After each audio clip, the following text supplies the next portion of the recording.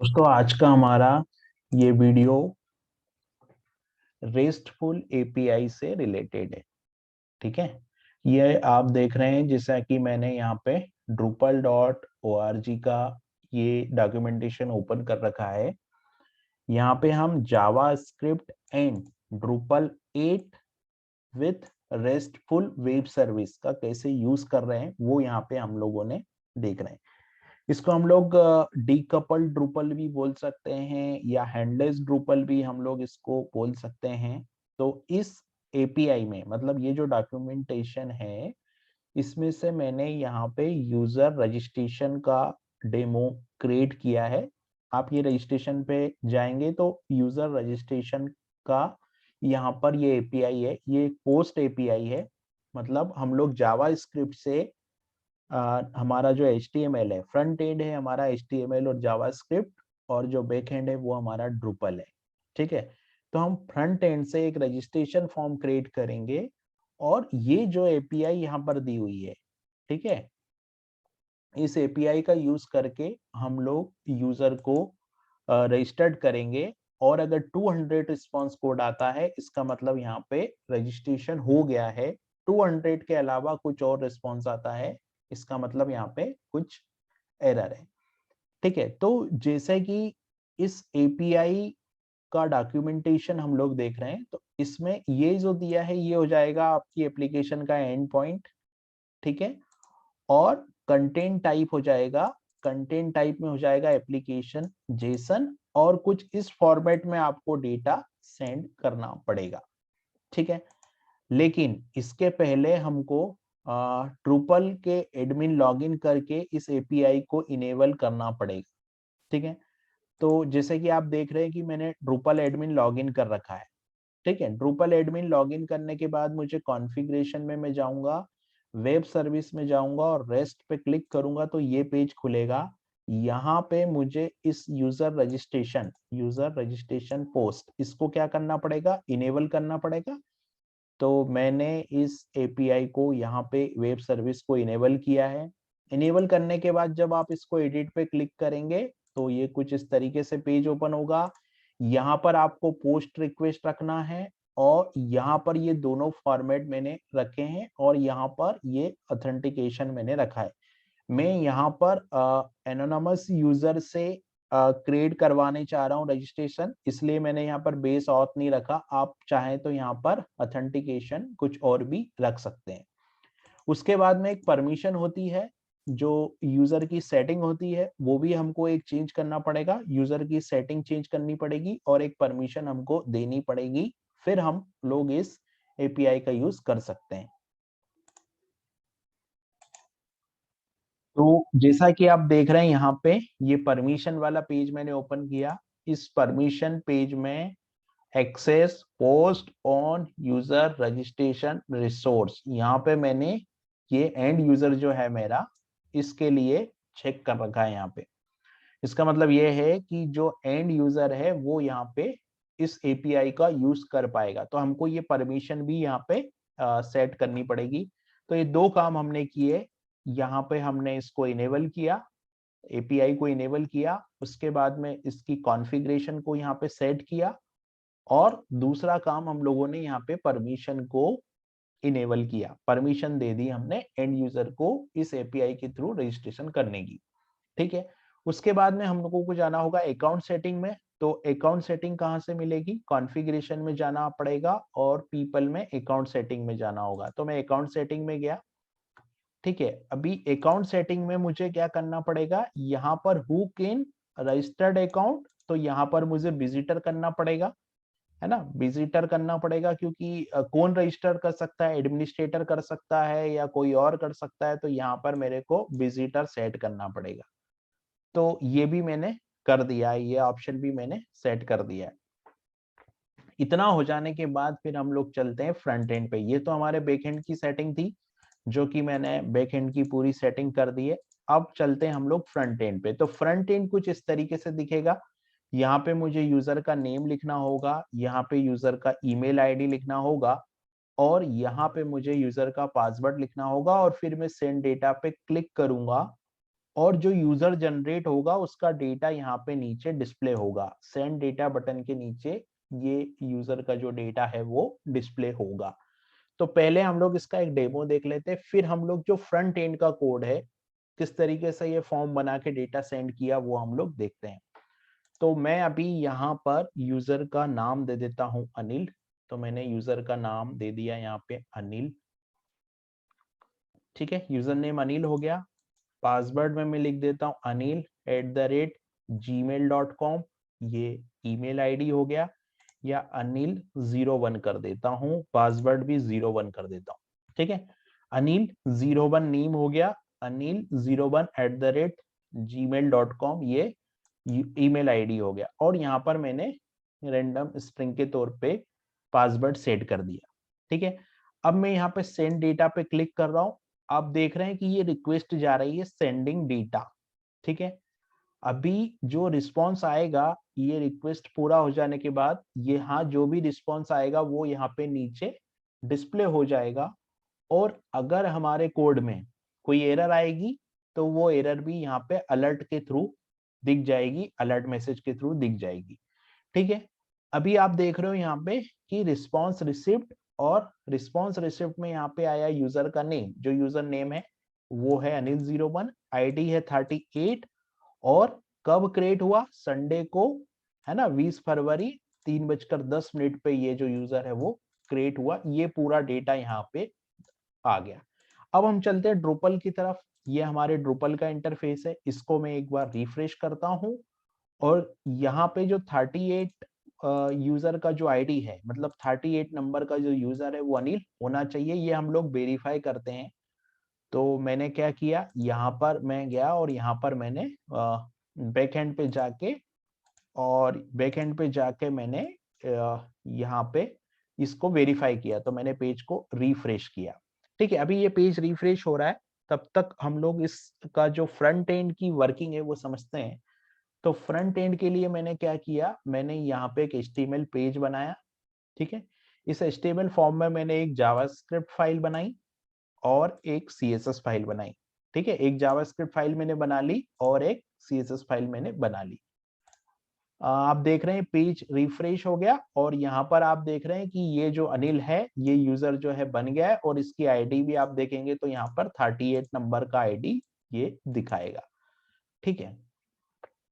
तो अभी अपन front end की वर्किंग देखते हैं। यहाँ पर मैंने एक HTML पेज बनाया, इस HTML फॉर्म में मैंने एक सेक्शन बनाया, और इस सेक्शन में मैंने 3 कंपोनेंट बनाए, एक नेम, एक ईमेल, और एक मैंने बनाया यहाँ पे पासवर्ड, ठीक है। यहाँ पे इनपुट टेक्स्ट ले लिया, यहाँ पे इनपुट टेक्स्ट ले लिया ईमेल के लिए, और यहाँ पे मैंने इनपुट टाइप ले लिया पासवर्ड के लिए, और एक बटन मैंने बनाया, इनपुट टाइप बटन, और बटन के ऑन क्लिक पे मैंने सेंड डेटा एक फंक्शन जो है वो कॉल करवाया।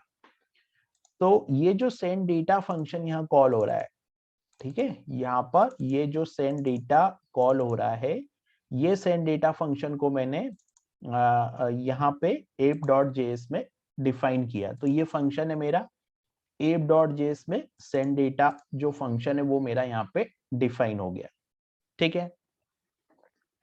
इसके बाद मैंने क्या किया, 1 बाय 1 करके मैंने तीनों कंपोनेंट जो है उन तीनों कंपोनेंट की वैल्यू को गेट कर लिया, ठीक है। यहाँ पे मैंने फर्स्ट नेम में नेम की वैल्यू ले ली, ईमेल की वैल्यू ले ली, और इसी तरीके से मैंने पासवर्ड की वैल्यू को यहाँ पे ले लिया।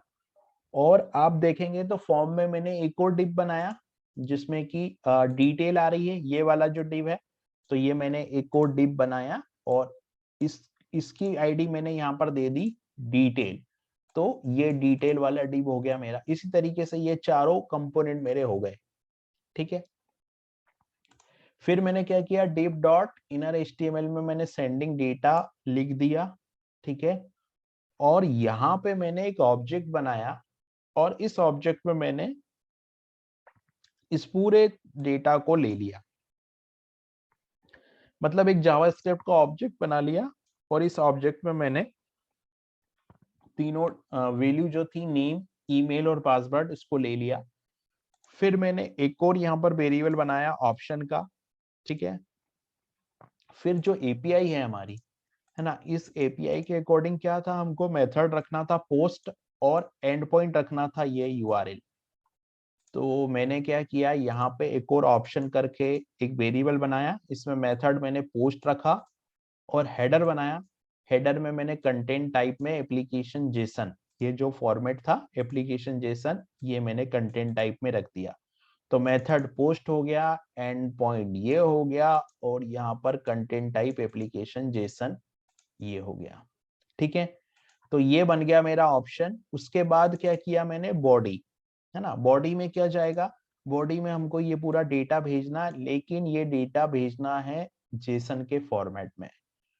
तो मैंने यहाँ पे जेसन डॉट स्ट्रिंगिफाई किया, है ना, और यहाँ पे यूजर पास कर दिया, ये पूरा जो यूजर की वैल्यू थी इसमें पास कर दिया, तो ये जेसन फॉर्मेट में कन्वर्ट होके इसमें सेव हो गया। ठीक है, तो इस तरीके से आप देखेंगे तो जो ऑप्शन वेरिएबल है उसके अंदर मेथड भी आ गया, हेडर भी आ गया, और जो डेटा भेजना था वो आ गया। ये तीनों चीज हो गई। ऑप्शन हमारा जो था ऑप्शन वेरिएबल, उसका काम यहाँ पर खत्म हुआ।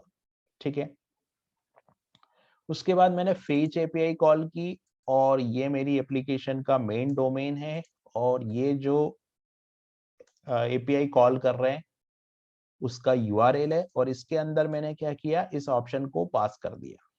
ठीक है, तो ऑप्शन पास हो गया। ऑप्शन पास होने के बाद डॉट देन लगाया मैंने, रिस्पॉन्स में हम गए। अब जैसा कि ये जो एपीआई है, यहाँ पर अगर सब कुछ अच्छे से होगा तो 200 मिलेगा, और कुछ गड़बड़ होगा तो 200 नहीं मिलेगा।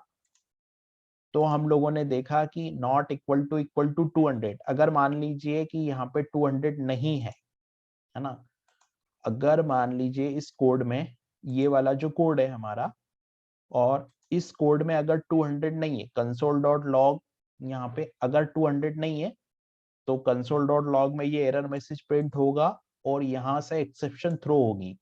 तो एक्सेप्शन कहाँ जाएगी, एक्सेप्शन मतलब एरर आएगी, तो ये एरर वाले इस पे जाएगा और ये मैसेज जाएगा, है ना। यहाँ से अगर कोड 200 नहीं होता है, तो अगर 200 होगा तो ये डेटा जो है वो रिस्पॉन्स डॉट जेसन ये यहाँ से रिटर्न हो जाएगा। ठीक है, अब ये रिटर्न होके कहाँ जाएगा, ये रिटर्न होके इस यूजर में आ जाएगा। पूरा डेटा जो भी यूजर जनरेट हुआ है ना, उसका पूरा डेटा इस यूजर में आ जाएगा। और जो डिव मैंने बनाया था यहाँ पे, है ना, इनर एचटीएमएल को मैंने क्या किया, सेंडिंग डेटा रखा था पहले, अब ये सेंडिंग डेटा ओवरराइट हो जाएगा, किससे, रिस्पॉन्स रिसीव्ड, इससे ओवरराइट होगा। जो यहाँ पे रिस्पॉन्स आ रहा है ना, रिस्पॉन्स रिसीव्ड, इससे ये वैल्यू ओवरराइट होगी। और वैल्यू ओवरराइट होने के बाद में आईडी लिया, तो आईडी क्या है, यूजर डॉट यूआईडी 0 और वैल्यू, ये कुछ इस फॉर्मेट में डेटा आता है यहाँ पे यूआईडी, और यूआईडी के बाद यूआईडी एक अरे है, अरे के 0 वाले एलिमेंट में वैल्यू 34, तो इस तरीके से अरे के 0 वाले एलिमेंट में वैल्यू, तो ये यूआईडी की वैल्यू मिल जाएगी।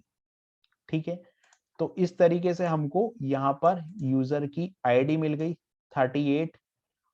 फर्स्ट नेम हमको चाहिए, तो फर्स्ट नेम भी हम इस यूजर वाले ऑब्जेक्ट से हमने तीनों वैल्यू ले ली, फर्स्ट नेम, फिर डेट भी हमने ले ली यूजर वाले ऑब्जेक्ट से, फिर क्रिएटेड डेट में न्यू डेट का एक ऑब्जेक्ट हमने लिया और ये डेट इसमें पास कर दी, तो एक क्रिएटेड डेट आ गया। फिर यहाँ पर डेट स्ट्रिंग में आ गया created dot dot to string और लोकल टाइम स्ट्रिंग, मतलब ये डेट और टाइम दिखाने के लिए हम लोगों ने यहाँ पे इसको कन्वर्ट किया है।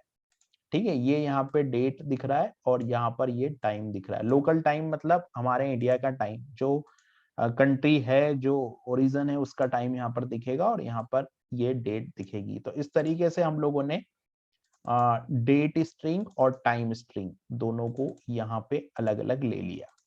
ठीक है, फिर हम लोगों ने P1 एक क्रिएट किया, पैराग्राफ क्रिएट किया और इस पैराग्राफ में फर्स्ट नेम को प्रिंट करा दिया। P2 एक पैराग्राफ प्रिंट किया और इसमें हम लोगों ने आईडी को ऐड कर दिया। और इसी तरीके से हम लोगों ने P3 क्रिएट किया और P3 में क्रिएटेड ऐड करके डेट और टाइम जो है हमने शो करा दिया। और इन तीनों वेरिएबल को एक के बाद एक हम लोगों ने डिव में ऐड कर दिया, मतलब डिव में ऐड कर दिया, जो पैराग्राफ था उसमें ऐड कर दिया और अगर कोई एरर आएगी तो ये वाला मैसेज शो होगा, एरर इन सर्वर कम्युनिकेशन। तो इस तरीके से ये पूरा कोड काम कर रहा है। अभी यहाँ पे अगर 200 के अलावा कुछ और कोड आएगा तो हम लोग उसका मैसेज जो है वो स्टेटस टेक्स्ट में आ जाएगा, ठीक है। उसका जो मैसेज है वो स्टेटस टेक्स्ट में आ जाएगा। जैसे मैं अगर दोबारा से इसको रिक्वेस्ट कर देता हूँ, अभी क्या है कि ये यूजर एक बार बन गया है ना, तो ऑलरेडी एग्जिस्ट आना चाहिए, मतलब ये यूजर फिर से नहीं बनना चाहिए। तो हम देखते हैं इसका क्या रिस्पॉन्स आता है। अभी ये डेटा सेंड हो रहा है, ये हमारे पास ये जो यूजर था अनिल 01 ये बना हुआ है। तो देख रहे हैं यहाँ पर एरर इन सर्वर कम्युनिकेशन 422 करके एरर आ गई। अभी मैं इसको ओके करूंगा तो अभी ये एरर, क्योंकि यूजर नहीं बना, 422 एरर आ गया है। क्यों आ गया? क्योंकि ये तो यूजर पहले से बना हुआ है, इसलिए एरर कोड यहाँ पे चेंज हो गया, 200 नहीं आके कुछ और आया। तो इस तरीके से हम लोग यूजर रजिस्ट्रेशन कर सकते हैं जावा स्क्रिप्ट के थ्रू। ये जो एपीआई है ड्रूपल की यूजर रजिस्टर्ड जो वेब सर्विसेज है, इसका यूज करके।